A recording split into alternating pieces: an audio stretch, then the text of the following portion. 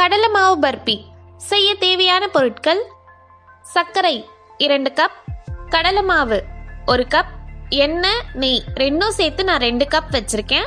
முந்திரி, பாதாம், வேர்க்கடலை இது மூணுத்தையும் நம்ம ஒரு மிக்ஸி ஜாரில் போட்டு கொஞ்சம் ரொம்ப பொடியாக இல்லாமல் கொஞ்சம் கொரன்னு அரைச்சி எடுத்துக்கலாம். இப்போ இந்த பர்பி எப்படி செய்யலான்னு பார்க்கலாம். முதல்ல ஒரு அடுப்பு பற்ற வச்சுக்கிறேன். இதில் கடாய் வச்சு 1/2 கிளாஸ் தண்ணி சேர்த்துக்கிறேன்.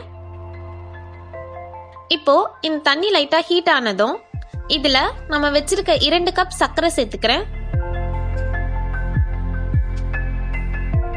சர்க்கரை நல்லா தண்ணியில கரையிற வரைக்கும் நல்லா கலந்து விட்டுக்கோங்க. இப்போ இந்த சர்க்கரையே நல்லா கரைஞ்சிருச்சு தண்ணியில. இப்போ இதே சமயம் இன்னொரு அடுப்பை நம்ம பத்த வச்சுக்கலாம். அந்த பாத்திரத்துல நான் நெய் எண்ணெய் சேர்த்து 2 கப் எடுத்து வச்சிருக்கேன் இல்லையா, அதை நான் ஊத்தி நல்லா காய வச்சுக்கிறேன். எண்ணெய் நல்லா காயணும்.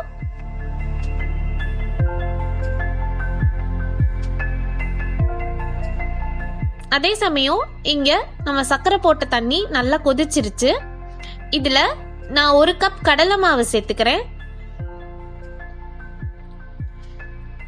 கடலை மாவு நல்லா கட்டி கட்டியா ஆகாம நல்லா கிளறி விட்டுக்கோங்க.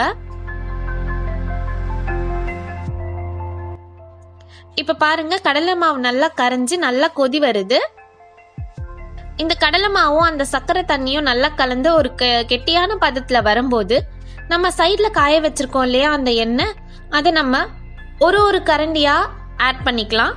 இப்ப பாருங்க, நான் ஒரு கரண்டி ஊத்துறேன். அது நல்லா பொங்கி வருது. நம்ம நல்லா கலந்து விட்டோம்னா அந்த பொங்கல் வந்து ஆஃப் ஆயிடும். அப்ப நம்ம திருப்பியும் 2வது கரண்டி எண்ணெயை ஊத்தி நம்ம கலந்துக்கலாம். எண்ணெயை ஊத்தி நீங்க நல்லா கிளறணும். இப்போ இந்த கடலை மாவு நல்லா வந்துட்டு சுருண்டு வரும். நல்லா அல்வா பதத்துல வர வரைக்கும் நம்ம எண்ணெய் ஊத்தி கிளறிட்டே இருக்கணும்.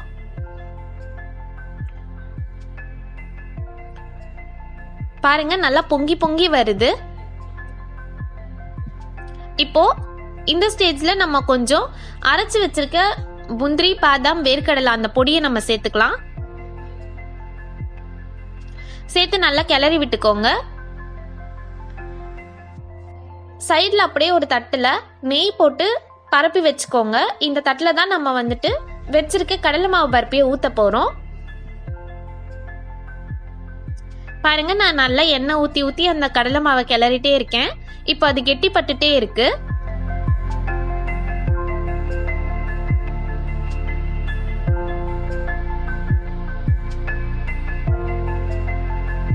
கடாயில ஒட்டாம வர பதம் வந்துடுச்சு. இப்படி கடாயில ஒட்டாம வரும்போது நம்ம பர்பி வந்து ரெடியா இருக்குன்னு அர்த்தம். இப்ப கடாயில ஒட்டாம வந்துருச்சு. நம்ம இதை வந்து அந்த பிளேட்ல வந்து மாத்திக்கலாம். நம்ம அந்த பிளேட்ல வந்து நல்லா நெய் தேய்ச்சி வச்சிருக்கோம். அப்பதான் நம்ம பர்பி நல்லா ஒட்டாம வரும். இப்ப நான் இதை பிளேட்ல மாத்திக்கிறேங்க.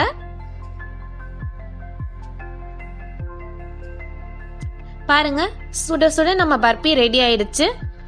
இதை வந்து நல்லா ஆற விடணும். இது ஈக்குவலா ஆகிறதுக்கு ஒரு பிளாட் சர்ஃபேஸ் உள்ள ஒரு கிண்ணத்துல கீழே எண்ணெயை தேய்ச்சி நம்ம வந்து மேல பரப்பி விட்டுக்கலாம். இப்படி செய்யும் போது நம்ம பர்பி ஈக்குவலா வருங்க. இந்த பர்பி ஆறிட்டே இருக்கும்போது ஒரு 5 மினிட்ஸ்லயே நம்ம வந்துட்டு பீஸ் போட்டுடலாம். ஏன்னா ஆறிடுச்சுன்னா நம்மளால பீஸ் போட வராது. ஸோ உங்களுக்கு தேவையான ஷேப்ல நீங்க கட் பண்ணிக்கோங்க. அது ஆறின உடனே நம்ம எடுத்துக்கலாம். பாருங்க, நம்ம சுவையான கடலை மாவு பர்பி ரெடி ஆயிடுச்சு. நீங்களும் இதே மாதிரி செஞ்சு பாருங்க. உங்களுக்கு இந்த வீடியோ பிடிச்சிருந்தா லைக் பண்ணுங்க, கமெண்ட் பண்ணுங்க. நீங்க இந்த சேனலுக்கு புதுசா இருந்தா மறக்காம சப்ஸ்கிரைப் பண்ண மறக்காதீங்க.